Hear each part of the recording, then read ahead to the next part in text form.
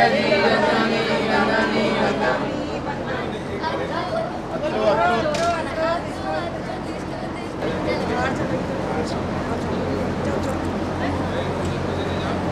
पंच परमेष्टि भगवान की जय। बोली देवादिदेव 1008 मूलक श्री पार्श्वनाथ भगवान की जय। बोली आचार्य विद्यासागर जी मुनिराज की जय। बोली आचार्य गुरु ज्ञान सागर जी मुनिराज की जय। बोली आचार्य गुरु के सागर जी मुनिराज की जय। क्या रखा है इस दौलत जहान में, क्या रखा है इस मक्के और मकान में, जहाँ रखा है वहाँ तू जाता नहीं, और एक बार भी चला गया तब फिर वापस आता नहीं। धर्म स्नेही बंधु, हम अपने जीवन को व्यवस्थित करने का प्रयास करें, अपने जीवन में संयम के पथ पर बढ़ने का प्रयास करें। संसार परिभ्रमण करते करते अनंत काल बीत गया, शांति नहीं मिली। उस शांति को पाने के लिए क्या क्या नहीं किया। जब शांति ही चाहिए तो शांति का प्रबंध भी कीजिए, शांत रहना भी सीखिए, सामने वाले को भी शांत रखिए। शांति ही जीवन की साधना है, शांति ही जीवन की प्रार्थना हो, शांति ही जीवन की साधना हो, शांति ही जीवन की प्रार्थना हो, शांति ही हमारी मंजिल हो। यूँ तो सभी शांत दिखाई देते हैं, पर अशांति का वातावरण बन जाने पर जो भी शांत रहता है असलियत में उसी का नाम शांति है।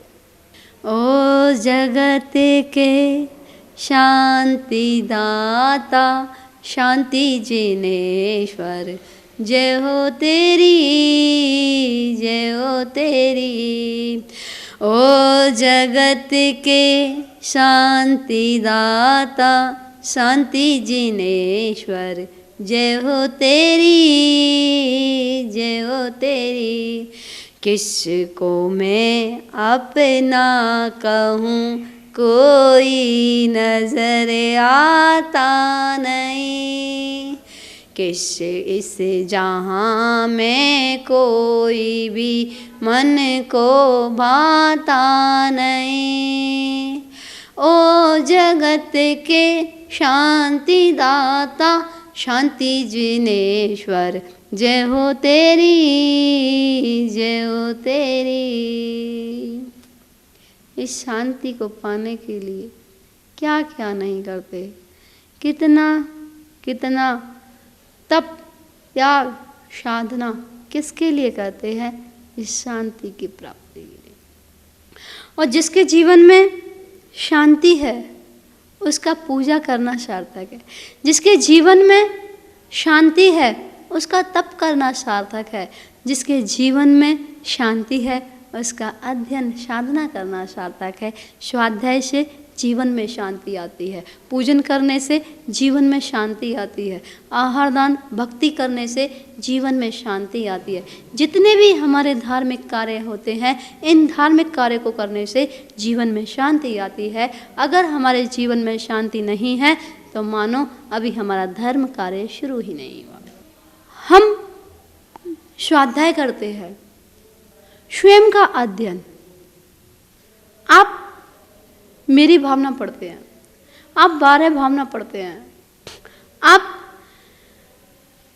6 डाला पढ़ते हैं, तत्वार सूत्र पढ़ते हैं, पूजन करते हैं, विधान करते हैं। एक लाइन में भी आप, एक लाइन में भी आप डूबने का प्रयास। समाधि भावना पढ़ते हैं, दिन रात मेरे स्वामी, मैं भावना ये भाऊं। क्या? दिन रात मेरे स्वामी, मैं भावना ये भाऊं। 24 घंटे कौन सी भावना भा रहे हैं?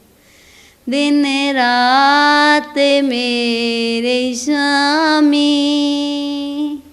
मैं भावना ये भाऊं। देहांत के समय में तुमको न भूल जाऊं। जब हम भगवान के दरबार में, भगवान के मंदिर में, जिनालय में जब हम दर्शन कर रहे हों तो एकदम ऐसा भाव आना चाहिए कि हम अपनी वेदना भगवान के चरणों में व्यक्त कर रहे हैं। क्या कह रहे हैं? हे भगवान, ये अनादि काल हो गया, अभी संसार से मुक्ति प्राप्त नहीं हुई है।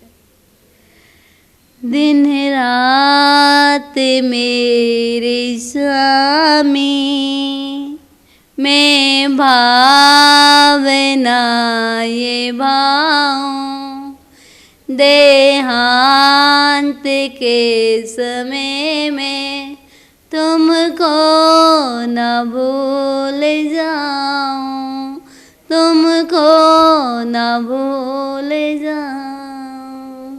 हे भगवान, हर पल 24 घंटे आपका ही स्मरण रहे, आपका ही ध्यान रहे, आपका ही चिंतन रहे।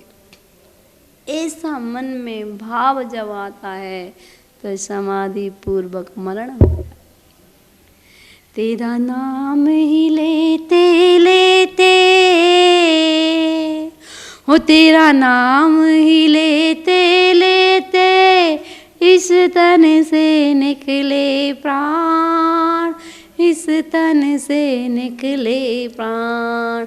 करता रहूं गुणगान, मुझे दो ऐसा वरदान। करता रहूं गुणगान, मुझे दो ऐसा वरदान। तेरा नाम ही लेते लेते,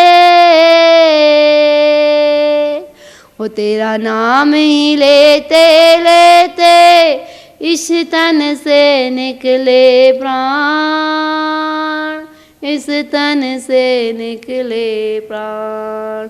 करता रहूं गुणगान, मुझे दो ऐसा वरदान।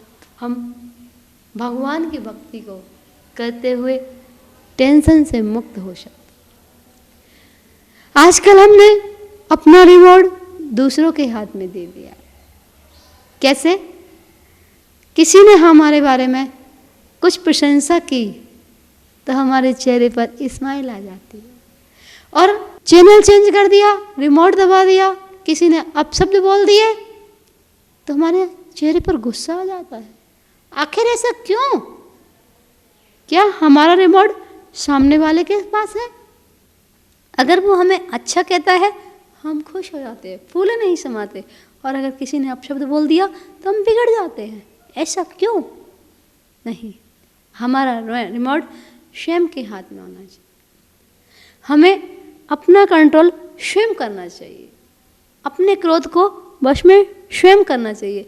1 मिनट का क्रोध, 1 मिनट का क्रोध 1 घंटे की एनर्जी को वेस्ट कर देता है, 1 घंटे की शक्ति को नष्ट कर देता है। स्वस्थ जीवन के लिए, अपने जीवन को अगर स्वस्थ रखना हो तो स्वस्थ जीवन के लिए अपने दिमाग में आइस फैक्ट्री खोलिए, आइस फैक्ट्री, और दिल में प्रेम स्नेह की फैक्ट्री खोलिए, और जुबान पर शुगर फैक्ट्री खोलिए। आप क्रोध मुक्त जीवन में, क्रोध मुक्त जीवन के मालिक बन जाओगे। जब आपके मुख में शुगर फैक्ट्री होगी, मीठा मीठा बोल थारो काई बिगड़े, काई बिगड़े थारो काई बिगड़े, हो सोच समझ ले स्वार्थ का संसार, लाख यत्न कर छूटे ना घरवार, तू जान ले पहचान ले संसार किसी का घर नहीं, कब निकले प्राण मालूम नहीं, मीठो मीठो बोल थारो काई बिगड़े, काई बिगड़े थारो काई बिगड़े। मेरी भावना 6 डाला, तत्वाशूत, द्रव्य संग्रह, छोटे छोटे ग्रंथों को पढ़िए, आलोचना पाठ, स्वयं की निंदा, आलोचना। हम जितनी अपनी आलोचना करेंगे, जितनी निंदा करेंगे, दूसरे की प्रशंसा करेंगे, दूसरे की प्रशंसा करना और स्वयं की निंदा करना सम्यक दर्शन का। हम अपने सम्यक दर्शन को बनाए। सम्यक दृष्टि सदैव सुखी रहता है, दुख में भी सुख को ढूंढता है, बुराइयों में भी अच्छाइयों को ढूंढता है। हमेशा पॉजिटिव सोच। और अधर्मात्मा सदैव दुखी रहता है, धर्मात्मा सदा सुखी रहता है। जिसके मन में बुरे विचार ना आए, जिसके मन में बुरे भावना आए, जो कभी दूसरे से बदला लेने की भावना ना रखे, वह धर्मात्मा है। धर्म संतुष्टि का नाम है। भगवान की भक्ति करें, भगवान के दर्शन करते समय उनके जन्म के अतिशय का चिंतन करें, उनके एक एक गुणों का चिंतन करें।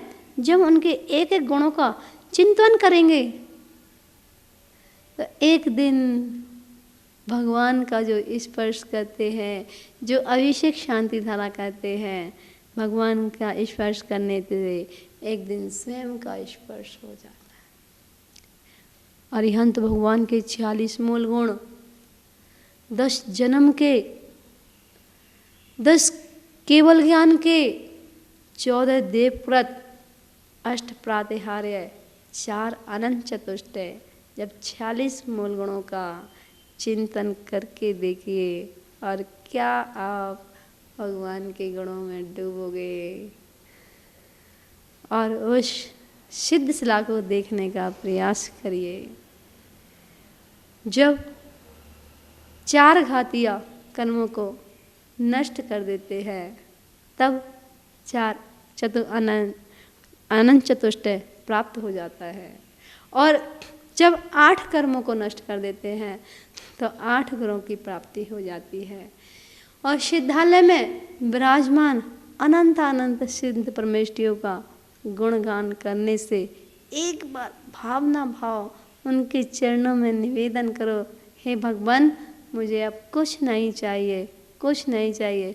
एक बार आपके चरणों में अनुनय विनय भाव रखता हूँ, निवेदन करता हूँ कि एक बार मेरे सिद्धालय की यात्रा कराइए। एक बार प्रयास तो कीजिए। जब तक हमारी भावना नहीं बनेगी, जब तक हमारे अंदर जिज्ञासा नहीं होगी कुछ प्राप्त करने की, हमें कैसे प्राप्त होगा? जब तक बच्चा रोता नहीं है तब तक माँ उसको भोजन नहीं कराती है। जब तक हमारे भाव नहीं बनेंगे तब तक हम संसार से मुक्त नहीं हो सकते। हमारे भावों को निर्मल बनाना, हमारे भावों को बनाना, सिद्धालय की प्रति श्रद्धा भाव बनाना, उस सिद्धालय की भावना भाना, प्रत्येक दिन एक ही भाव, भगवान एक बार मात्र एक बार हमें सिद्धालय की यात्रा करा दीजिए। जो बोएगा वही पाएगा, तेरा किया आगे आएगा। सुख दुख है क्या फल कर्मों का, जैसी करनी वैसी भरनी, जैसी करनी वैसी भरनी। जैसा हम करेंगे वैसा ही फल हमें प्राप्त। हम आम के बीज बोएंगे तो आम प्राप्त होंगे, हम नींबू के बीज बोएंगे तो हमें नींबू का फल प्राप्त होगा, हम नीम का बीज बोएंगे तो हमें नीम का पौधा प्राप्त होगा। हमारी भावनाओं के ऊपर डिपेंड करता है हमारी भावनाएं कैसी है। जैसी हमारी भावनाएं होंगी वैसा ही हमारे जीवन में फलीभूत होगा। हमें अपनी भावनाओं को प्रबल बनाना है, स्वाध्याय के माध्यम से, स्तुति के माध्यम से, आराधना के माध्यम से, ध्यान के माध्यम से। पंच परमेष्टि का ध्यान कीजिए, पंच परमेष्टि को अपने हृदय रूपी सिंहासन पर विराजमान कीजिए, उस पंच परमेष्टि का ध्यान कीजिए। एक एक परमेष्टि का ध्यान करते करते एक साधु परमेष्टि से और सिद्धालय तक पहुंचने का एक बार प्रयास कीजिए। जिसके हृदय रूपी सिंहासन पर पंच परमेष्टि विराजमान होते हैं, मुझे नहीं लगता कि कभी उसे हार्ट अटैक की बीमारी हो। क्यों? क्योंकि हृदय रूपी सिंहासन पर पंच परमेष्ठी विराजमान।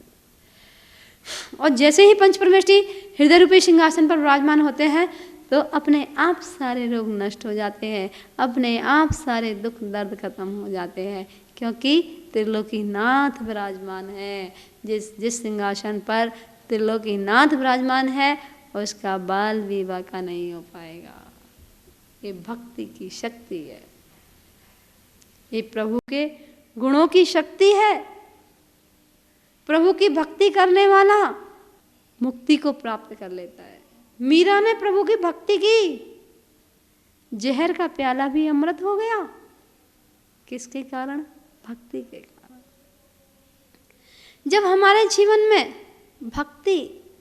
भक्ति भगवान की भक्ति ही इतनी शक्तिशाली होती है कि हमें भव से पार कर देती है।